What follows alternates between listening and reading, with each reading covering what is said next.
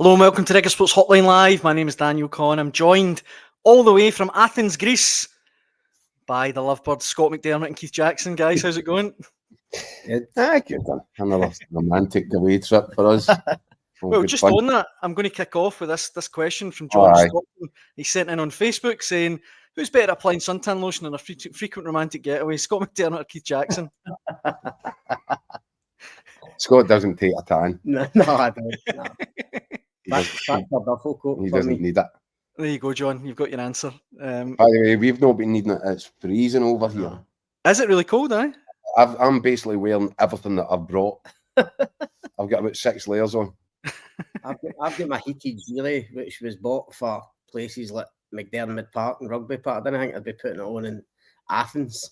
God, you've got a hard life, guys. It's really tough for you out there in Athens. Oh, it's a must-have. You mentioned just before we come on air as well that he's got an emergency text too. Forget about the football. It was nearly. Yes, there was a threat to life. We were. It was this afternoon, back at 3. Scott and I had been out for a long walk back to the hotel. By the way, there's not much to write home about in terms of Athens. It's not one of my favourite cities. So he's not impressed, Daniel. No, really. Nah.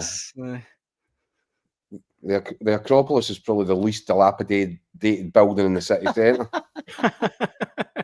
Well, we've been in the same restaurant about 4 times. We're going to the Christmas party. Back to the hotel, and I was just thought I'll go and have a wee kind of relaxation, half an hour in the room, just switched on Sky News International, put my phone down, and my phone jumped to life, that horrible screeching sound. There was also about 3 or 4 maids out in the corridor right outside my room. Their mobiles all went off. So there'd been a fire less than a mile or so away from our hotel, and we'd seen the smoke billowing up from it when we were up at the rooftop pool. It started to billow over to us. So that was that. The Greek authorities put out and said, shut all doors, shut all windows. And at that point, I'm thinking, what's going to happen? Could this game off? Aye. Intrepidly, I was brave enough to open my balcony window, patio door, and take a look outside. And then I noticed that the rest of Athens weren't caring. They were just, didn't care. So I thought, big game's not in doubt. I'm glad. I'm sorry that interrupted your spell by the pool. That's tough, guys. I feel for you. It was too cold to really relax up there, so don't worry about it. Aye, that's true. Well, look, I caught up with you guys before you spoke to Steve Clarke yesterday. Obviously, the game is tonight. Shall we hear maybe a little bit from Steve Clarke? Hear what he had to say yesterday before we go any further? Well, we were here, so we've heard it already. There's actually, in the clip, you actually asked one of the questions, Keith, but for everyone watching at home, here's what the Scotland manager had to say. I like the fact that he's ambitious, the fact that he wants to do better, the fact that he's challenging himself to come into the squad and do better. Hopefully he comes into the squad, he sees the level of player that he has to reach to be a regular part of the squad. So, I was a little bit disappointed that the words that Lennon used got sort of twisted around a little bit. Why not be ambitious? Let's not knock people down for being ambitious and want to be the best they can be. That said, John Carver, I think, said we all make mistakes as if it was potentially a bad thing. But no, for me, no. I like the fact that Lennon backs himself to become good. Maybe the time span they used was a little bit short, but the idea is there. He wants to be better, so why knock the kid? Obviously, we know the qualities of the Greek side. Personally, I think they're a very good team. As a head coach, I've always tried to avoid singling out 1 or 2 players from the opposition, because I feel that as a team we have to respect them as a team. Obviously, a very good qualifying campaign in the Nations League for Greece. Any team that goes to Wembley and beats England is a good team. So we know the strengths of the team, and we know what we have to do to try and get a result here. Steve, you might be in a unique position as a Scotland manager. You've got the chance tomorrow to play a midfield entirely from Serie A. How exciting is that for you as the coach to realise the level that these boys are now, playing week in, week out? That's good. Obviously, the boys are playing out in Italy have all done reasonably well this year. Some have done very well. So for me as a coach, it's great that they're here. It's great that I can select them. Is another area of the pitch where maybe I have to disappoint one of the midfield players that we've got in terms of picking the side and working towards getting the right team on the pitch. But it's an area of the pitch where we're very strong, and we're pleased to have all those midfield players available. Look, Kostas has obviously, been at Liverpool now maybe 4 or 5 years, and obviously we're fighting for the same position. But I think there's always been, a respect there between each other, and so I'll be looking forward to playing against them.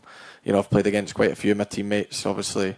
Last year with Portugal and Hungary and things like that. So, I'll add him to the list. But hopefully we can maybe get a better result against him than we did against the others. I'll come, guys, to the Tartanaccio, as you called it, Keith, element in our squad in a wee minute. But Robert writes in saying Lenny Miller taking stick, saying he wants to be our best player is so depressing. We need more confidence and aggression in our young players. Why not believe you're the best? I think that's a fair point. I mean, I get that maybe he was a wee bit clumsy saying I want with his wording, but it's not wrong with a young Scottish player saying, "Look, I want to be the best here. I want to be the best midfield, the best player." Daniel, who's giving him stick? This has become a myth in the last few days that the media are suddenly criticising. For my mind, the media have embraced what Lennon Miller said. The only person that knocked it down was John Carver, the Scotland assistant manager, and that created some negative headlines. No, Carver said it was a mistake. He would learn from his mistakes. John McGinn said something as well, kind of similar. But I think everybody we've spoken, certainly everybody in the media, I know. That's what you want. You want young boys walking in saying, this is what my ambition is, to become one of the main players here. Of course you do. You don't want somebody walking in saying, I'm out my depth, and I'll be lucky if I get 5 minutes over the next couple of years. I'll bide my time. No, you want these guys full of confidence, full of ambition, because they're joining a Scotland squad which is top heavy with talent. Mm-hmm. So if you come in and you're a shrinking violet, what are you going to add to it? So is John McGinn a shrinking violet? John McGinn's the guy that went to the Euros and day one stands up doing a Bavarian dance with a silly hat on. Exactly.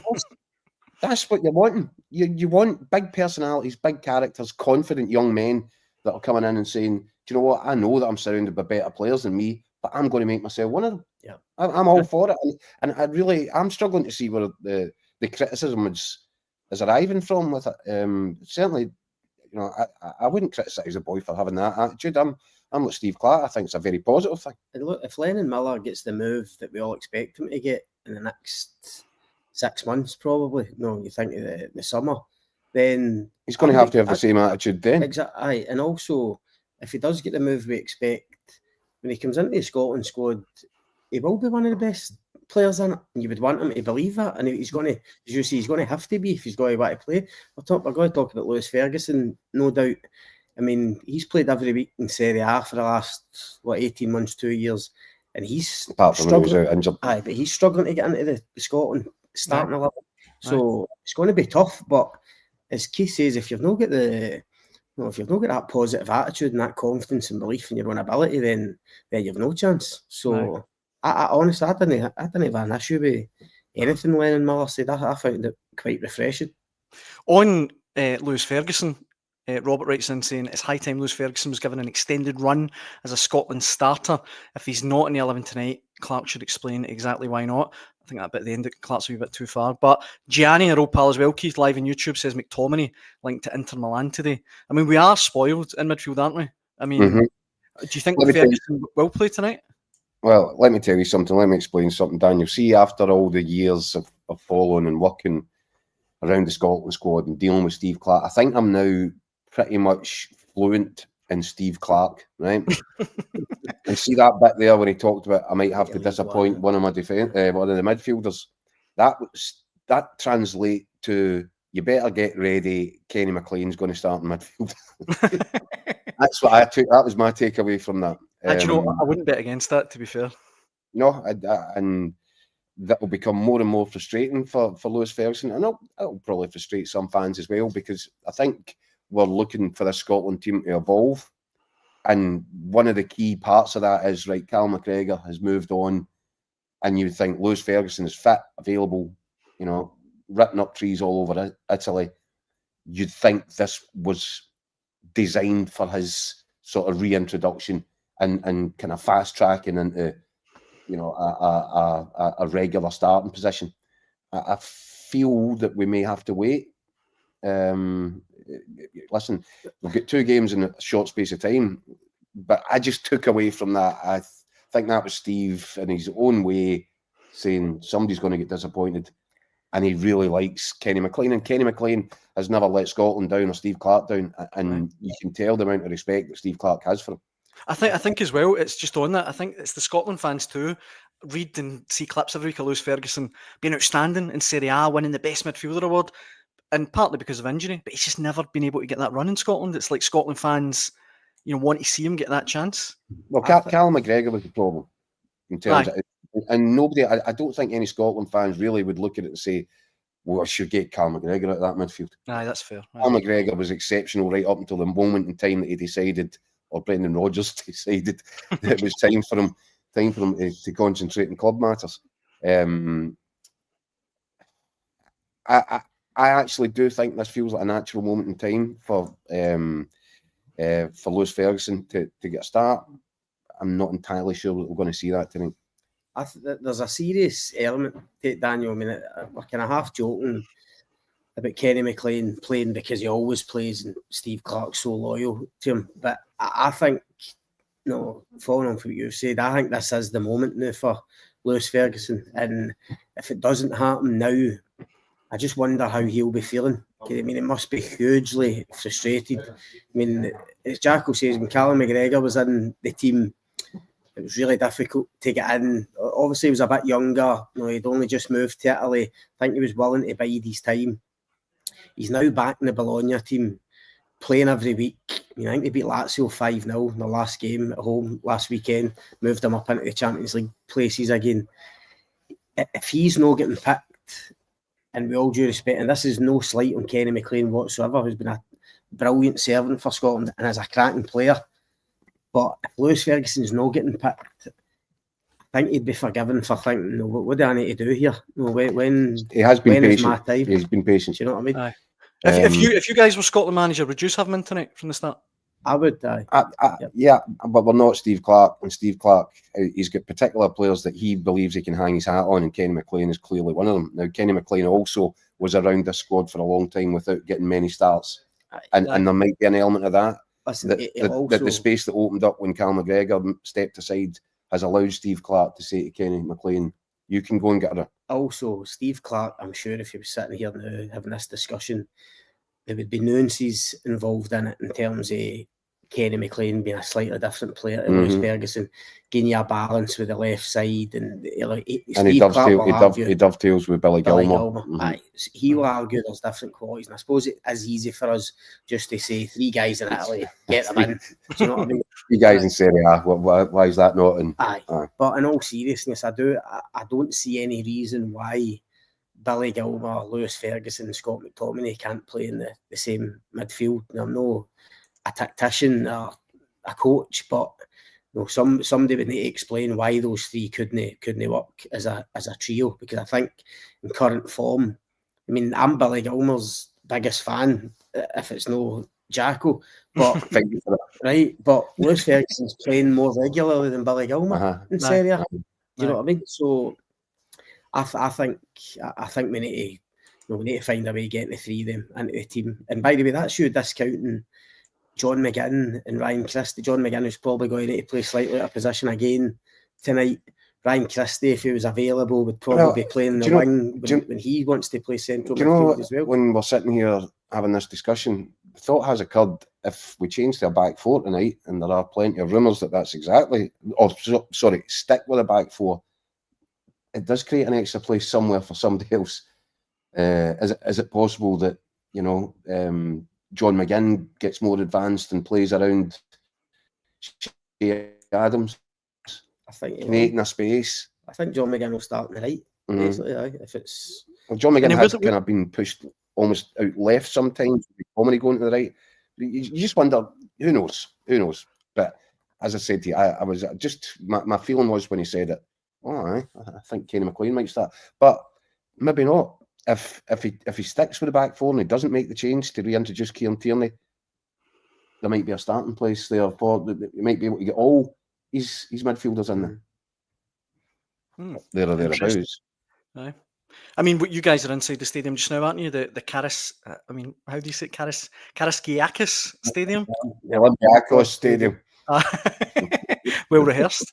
And we're waiting on the team lines. It's obviously, anyone watching live, it's 8:15 Greek time now. 9:45 it kicks off there, eh? It's unbelievable. I mean, we're actually going to be covering a match on 2 different days here. Kicks off 9:45, and we'll not leave this stadium at about 1:30, 2 o'clock in the morning. And then we'll have the delight. And it always is such a delight, isn't it, Scott, in modern days? We used to get lifted and laid and looked after properly, right? Buses would come and take you, and they'd be waiting for you, and you'd either go straight to the airport, to the hotel, whatever. Now we've got this delightful new sort of thing that we have to do, to the tradition of cutting about outside an empty stadium, trying to avoid gangs of particularly hostile-looking locals, and get an Uber or a Bolt, as they're known in this part of Europe. Yep. And then that usually takes about the best about half an hour or something. And then you start crying a wee bit. There's a wee bit of crying goes on. But eventually you always get back. That's when I put my hand on Daniel. I don't know if you can hear that all the way over there, but I've got my violin out. I'm playing that for you at the minute. It's a tough life. It's not all glamour. Nah, it's not all glamour, absolutely. And you've got autograph hunters as well. You know, Hotline Live fans must follow you about too. It's tough. For him, maybe. The star. Yeah. I promise, Scott, I'll give him an autograph before the end of this. But aye, we'll see how it goes. If he can get me safely into an Uber or a Bolt at 2 o'clock this morning, he'll get the autograph then. Seriously, is it a big stadium though? Does it look impressive? Or? It's a new stadium by Athens standards. Rangers were here just a couple of months ago. Of course, so they were, eh? I think it's the biggest stadium in Athens. I mean, I'll be brutally honest with you, we've not been out onto the press tribune yet because we're trying to stay inside and lap up every last minute of heat before we go out. So the idea, as much as we really enjoy speaking to you, Daniel, the idea is of doing it for 40 minutes before we're sitting out there for another 2 hours. We just thought we'd give you the Nations League backdrop. No, I appreciate it. As I say, we're waiting on the teams coming out. Obviously, any team news. A couple of people asking if Che Adams is going to start up front, in your guys' opinion. And friend of the show, Kyle Gunn, says Kenny starts, and it means Kenny McLean, I think, starts because he's a safe pair of hands, and we will set up more to win on Sunday. So, fair point, I think. Point. And I think we're all agreed Adams will start up front, won't he? Yeah, I don't think there's any threat to that. I saw somebody suggest I think it was just somebody on Twitter saying, he thought the boy Hurst might come straight in because he was a bit more similar to Dykes, but it's just not a Steve Clarke thing to do that, is it? Just to throw somebody in just into the He's very loyal, Clarke, isn't he? He's a very loyal manager. Yes, and Che Adams has done him more than a decent turn. And he's in good form as well. Scoring goals in Serie A, I think his confidence, maybe his all-round game might have improved just from that experience alone. So I'd be really quite shocked if it wasn't Che Adams. Yeah. Look, going back to domestic stuff before I let you go, guys, and I'm smirking because I actually can't believe we're now on Thursday evening, and I'm going to ask you again about Václav Černy's Watergate celebrations, but I have to, because when we spoke yesterday, we talked about it, and it's garnered quite a strong reaction on Facebook and Record Sports social media channels. So, look, bear with me. I can feel you rolling your eyes already, but let me throw some of these comments at you. We spent talking about this yesterday, and the both of us were of the same mind that why are we even talking about it? But I think that's why people have been like, oh, right, dismiss it. Well, let me read these out to you, right? Angela says, I'm just curious, Keith and Scott, if someone comes up and throws something over you, would you do it? Nothing but laugh.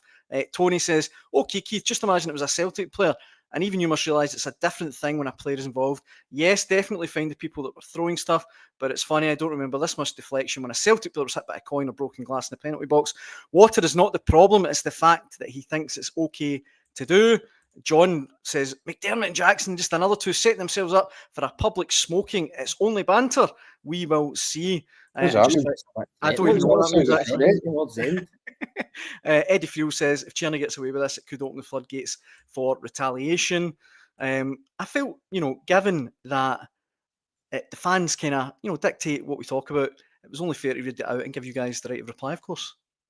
I think we've said that it was the okay right thing to do, and yeah. he deserves to get away with it. I mean, what did he want the punishment to be for squishing a water bottle? I mean, that's the point. I think I said last night. I think if he gets a rap in the knuckles and he comes out and apologises and say it was the wrong thing to do, it was unintentional, whatever, then surely most people would accept that. I mean, I really don't get what people want to punish. What do they want? Do they want a 2-game ban or starting to feel like a bit of a JFK sort of a thing here, isn't it? I see Cherny's shirt from the game on Sunday for auction at 16 grand. The other shirts are about £100. And what does that tell you? It just tells you that Scottish football is a madhouse. Exactly. And the Old Firm rivalry is particularly crazy. Well, and this one that was in response to the clip that I put out yesterday, Scott McAdam says, what would happen if Maeda sprayed water over Rangers fans in the Govan stand? He would get lynched, and that's a fact. So the SFA should ban him.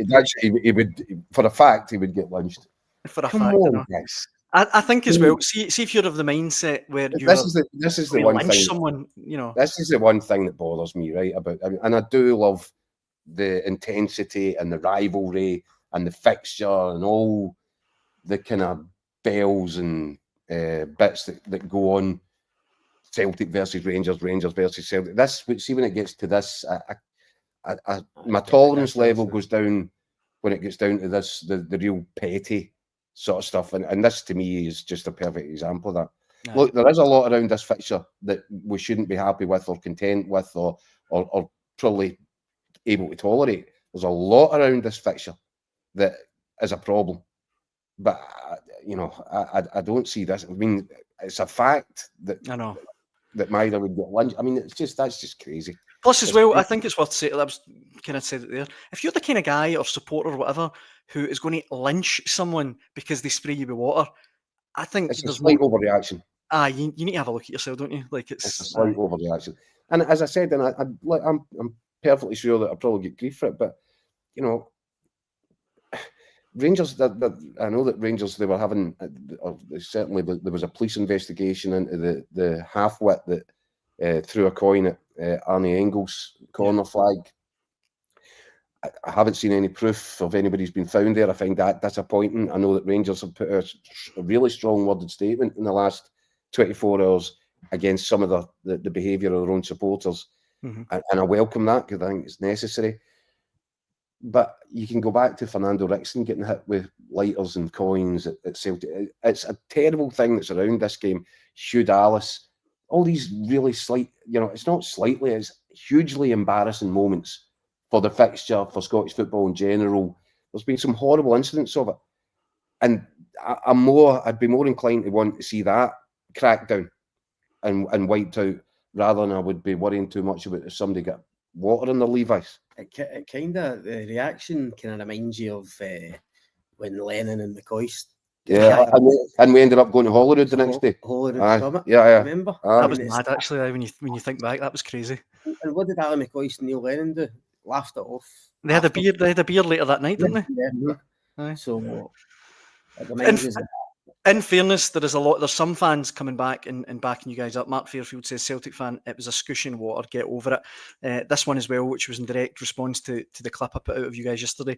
I think Cherny's Watergate scandal has gone over the top. How many physical assaults have players been guilty of over the years without any police intervention? I fear police intervention could open up a can of worms and bring complaints from past matches, which would cost a lot of money to investigate.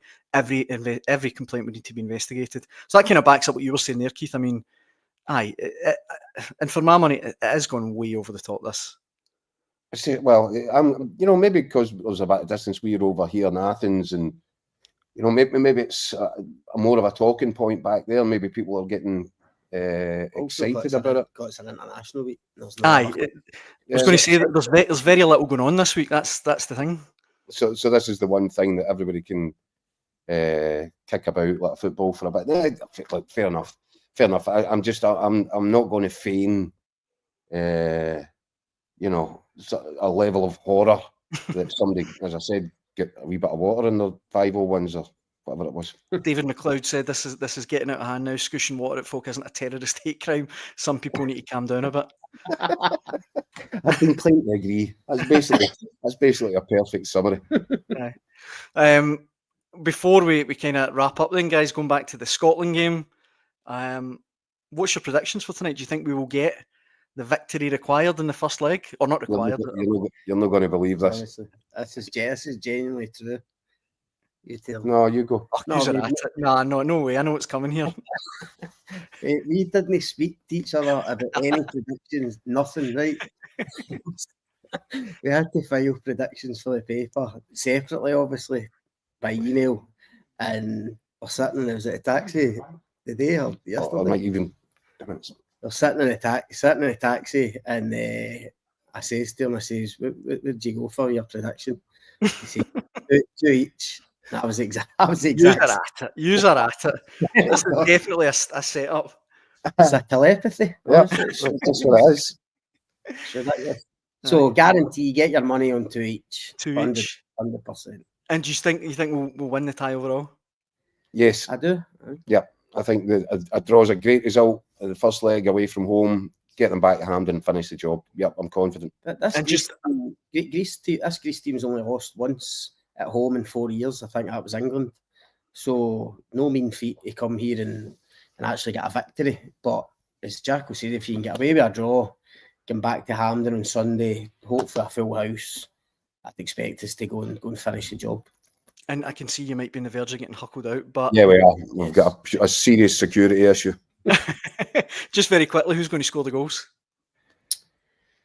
I'll go McTominay and Adams. Aye, go with that. Same scoreline, same scorers. You guys are just too cute.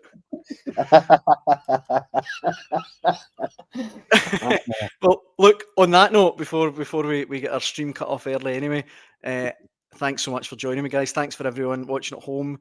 Thanks for all the comments. I hope it's an absolute cracker for you tonight, guys, and safe travels back when the time comes. Cheers, Daniel. Evkaristo. Thanks for watching at home. Cheers.